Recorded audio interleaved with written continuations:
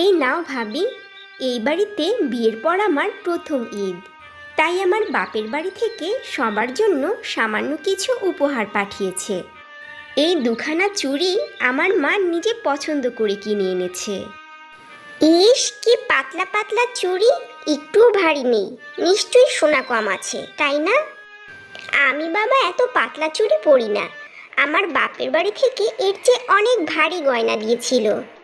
কি হলো মা, বলুন না। বিয়ের পরে যে আমার বাপের বাড়ি থেকে ভারী ভারী গয়না দিয়েছিল, তখন তো গয়নার ভারী নড়তে পারছিলেন না। বলুন মা, বলুন।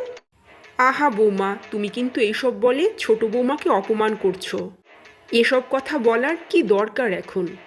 কনকের বাপের বাড়ির সাথে তো আমাদের আত্মীয়তার সম্পর্ক খারাপ উপহার কিংবা ভালো উপহারের উপর নির্ভর করে না। আমরাও তো ছোট লোক নই যে এইসব ছোটোখাটো বিষয় নিয়ে কাউকে কথা শোনাবো। কি, আমি বেশি কথা বলি মা? বাহ মা বাহ, নতুন বউ আসতে না আসতেই আপনি ওর পক্ষ নিচ্ছেন কেন? আপনি দেখেননি আমার বাপের বাড়িতে কত সম্পত্তি, আর এই কনকের বাড়িতে তো কিছুই নেই, তবুও মা আপনি ওর পক্ষ হয়ে কথা বলছেন? লাগবে না রে কনক, তোর চুড়ি তুই তোর কাছেই রেখে দে। আর আমি এখানে দাঁড়িয়ে দাঁড়িয়ে আমার অপমান গিলতে পারবো না। এই মুন্নি, ঘরে চল। এই কথা বলে রেশমা তার মেয়ে মুন্নিকে নিয়ে ঘরে চলে যায়। আর রেশমার এমন আচরণে কনক অনেক কষ্ট পায়। কনক ওর শাশুড়ি মাকে বলে, মা, ভাবি কেন আমার সাথে এমন আচরণ করে? আমার বাপের বাড়ি গরিব বলে? আমি তো সবাইকে অনেক ভালোবাসি মা। হায় আল্লাহ, আমি কোন পাপে এমন অবহেলা পাচ্ছি? আরে বোকা মেয়ে, কাঁদছো কেন? রেশমা একটু অহংকারী, সব সময় অন্যকে ছোট করে কথা বলা ওর স্বভাব। আসো মা, আমার সাথে আসো। আমি তোমাকে আজ মুরগির মাংস রান্না করা শেখাবো। এ কথা বলে কনকের শাশুড়ি কনককে রান্নাঘরে নিয়ে যায় রান্না শেখানোর জন্য। বন্ধুরা, এতক্ষণ আমরা যাদের পরিবারকে দেখলাম তারা হলেন সালেহা আর তার দুই ছেলে বউ, বড় বউ রেশমা আর ছোট বউ কনক। বড় বউ রেশমা ছিল বেশ অহংকারী আর বদমেজাজি, আর ছোট বউ কনক ছিল রেশমার একেবারে বিপরীত। কনক ছিল বুদ্ধিমতী আর সুন্দর মনের একজন বউ। কনক যখন রান্নাঘরে তার শাশুড়ি মায়ের সাথে রান্না করছিল, হঠাৎ করেই রেশমা ড্রয়িং রুম থেকে চিৎকার চেঁচামেচি করতে থাকে। তা শুনে কনক দৌড়ে রেশমার কাছে আসে আর বলে, কি হয়েছে ভাবি, এত চিৎকার করছো কেন? আমাকে বলো, তোমার কি দরকার? আমার কথা তো তোদের সবার কাছে শুধু চিৎকারের মতোই মনে হয়, তাই না? টিভির সুইচ কে নষ্ট করেছে বল?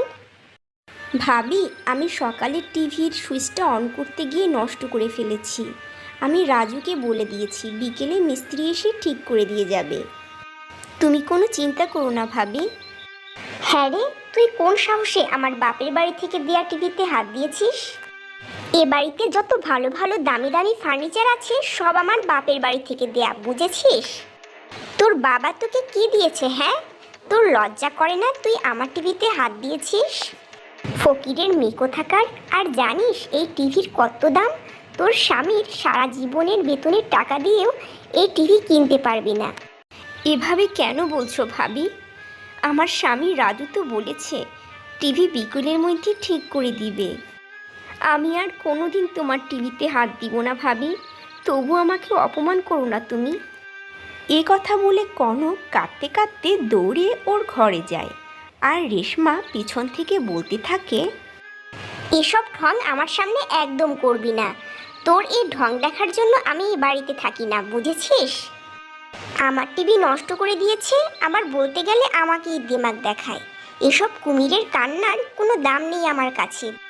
আমার বাপের বাড়িতে এত টাকা আছে যে তোর মতো মেয়েকে 10 বার বাজার থেকে কিনতে পারবে।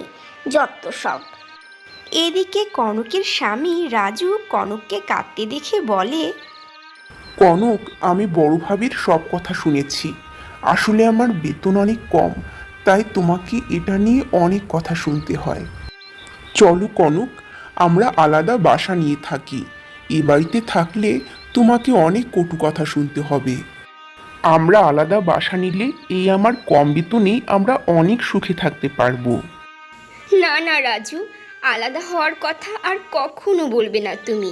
আমি এ বাড়িতে বিয়ে হয়ে এসেছি, মৃত্যুর আগ পর্যন্ত সারা জীবন এখানেই থাকবো। আমি এবাড়ির সবাইকে অনেক ভালোবাসি, আর আমার জন্য তুমি তোমার পরিবারকে ছাড়বে, এ আমি কখনো হতে দেব না রাজু। কনকের এমন উদারতার কথা শুনে রাজু ভীষণ খুশি হয়, তারপর বাহিরে চলে যায়। এরপর বেশ কিছুদিন কেটে যায়। কনক গর্ভবতী হয়। কনক ফুটফুটে সুন্দর একটা ছেলে সন্তানের জন্ম দেয়। কনকের ছেলে সন্তান জন্ম দেওয়ার কারণে বাড়ির সকলে অনেক খুশি হয়। আজকে এ বাড়িতে ভীষণ খুশির দিন। কনক আমাদের বাড়ির বংশধর ছেলে সন্তানের জন্ম দিয়েছে। যা রাজু যা, বাজারে গিয়ে 2 কেজি মিষ্টি নিয়ে আয়, সবাইকে মিষ্টি মুখ করাতে হবে। সালেহার কথা শুনে রাজু খুশি মনে বাজারে মিষ্টি কিনতে চলে যায়। এদিকে রেশমা সবার খুশি দেখে ভীষণ হিংসে করতে থাকে। রেশমা মনে মনে বলতে থাকে, শাশুড়ি মা জানে আমি আর মা হতে পারবো না। মুন্নিকে জন্ম দেওয়ার সময় ডাক্তার বলে দিয়েছে আমার নাকি কঠিন রোগ হয়েছে, আমি আর কোনোদিন মা হতে পারবো না। শাশুড়ি মা আমি আর ছেলে সন্তান জন্ম দিতে পারবো না বলে আমাকে দেখিয়ে দেখিয়ে মিষ্টি আনতে পাঠালো। বুঝি না, আমি সব বুঝি। আমার সন্তান জন্ম দেওয়ার ক্ষমতা থাকলে আমি এক্ষুনি একটা ছেলে সন্তান জন্ম দিতাম। কি হলো বড় বৌমা, দাঁড়িয়ে থেকে একা একা কি বিড়বিড় করছো? যাও রান্নাঘরে গিয়ে রান্না বসাও। ছোট বৌমা তার ছেলে বড় হওয়ার আগ পর্যন্ত আর রান্নাঘরে যাবে না। শাশুড়ি মায়ের কথা শুনে রেশমা ভীষণ রেগে যায়। কি, আমি রান্নাঘরে গিয়ে রান্না করব? কখনো না। আর ওর ছেলে হয়েছে বলে কি ও শান্তিতে থাকবে? আর আমি কনক আর কনকের ছেলের জন্য বসে বসে রান্না করব? হ্যাঁ, আমি বসে বসে আগুনে পুড়ে রান্না করতে পারবো না। আমি শুধু আমার মেয়ে আর স্বামীর জন্যই রান্না করব। কারোর জন্য রান্না করতে আমি একটুও পারবো না। যার খাওয়া দরকার সে নিজেই রান্না করে খাবে, যত সব। এ কথা বলে রেশমা কনকের ঘর থেকে বেরিয়ে যায়। তারপর এভাবেই বেশ কিছুদিন কেটে যায়। কনকের ছেলে আস্তে আস্তে বড় হতে থাকে। কনকের ছেলে যত বড় হতে থাকে তত দুর্বল হয়ে বেড়ে উঠতে থাকে। এজন্য কনক তার ছেলেকে বিদেশি গুঁড়ো দুধের কৌটো এনে খাওয়াতে থাকে। তা দেখে রেশমা বলে, বুঝেছি আমি, কনক তার ছেলেকে বাহিরে থেকে দুদিনে খাওয়ায়, যাতে কনকের ছেলের অনেক শক্তি আর বুদ্ধি হয়, আর তার ছেলেকে দিয়ে সব কিছু হাতিয়ে নিতে পারে। তা আমি কিছুতেই হতে দেব না। আমিও আমার মেয়েকে বিদেশি গুঁড়ো দুধের কৌটা এনে খাওয়াবো। হ্যাঁ। এই কথা বলে রেশমাও তার মেয়ে মুন্নিকে বিদেশি গুঁড়ো দুধ এনে খাওয়াতে থাকে। আর সে গুঁড়ো দুধ খেয়েই মুন্নি রাতের মধ্যে ভীষণ অসুস্থ হয়ে পড়ে। আর সবাই ভয় পেয়ে মুন্নিকে তাড়াতাড়ি হাসপাতালে নিয়ে যায়। আর ডাক্তার মুন্নিকে দেখে বলে, এই বাচ্চাটিকে এমন কিছু খাওয়ানো হয়েছিল যেটার মেয়াদ উত্তীর্ণ ছিল। আপনারা বাচ্চাটিকে কি খেতে দিয়েছিলেন? একে সময় মতো হাসপাতালে এনেছেন, ভালোই করেছেন, নইলে যে কি হয়ে যেত। ডাক্তারের এমন কথা শুনে রেশমা কাঁদতে থাকে আর বলে, আমার ভুল হয়ে গেছে ডাক্তার বাবু। আমি লেখাপড়া জানি না, তাই হয়তো দোকানদার আমাকে ঠকিয়ে মেয়াদ উত্তীর্ণ গুঁড়া দুধের কৌটা ধরিয়ে দিয়েছে।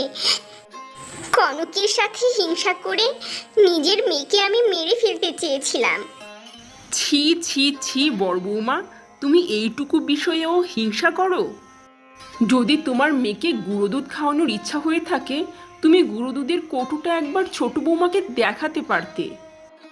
তোমার শুধু টাকা পয়সার অহংকার আছে, কিন্তু শিক্ষাগত যোগ্যতা নেই। যদি অহংকার করতেই হয় তবে কিছু শিখে এসে অহংকার করো।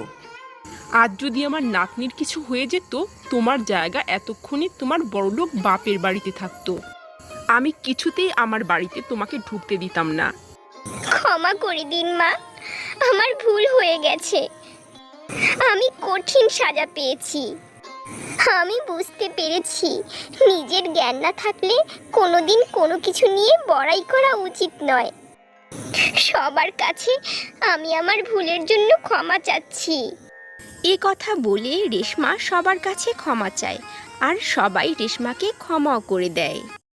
এরপর রেশমা অহংকার ছেড়ে দিয়ে সবাইকে নিয়ে সুখে শান্তিতে বসবাস করতে থাকে।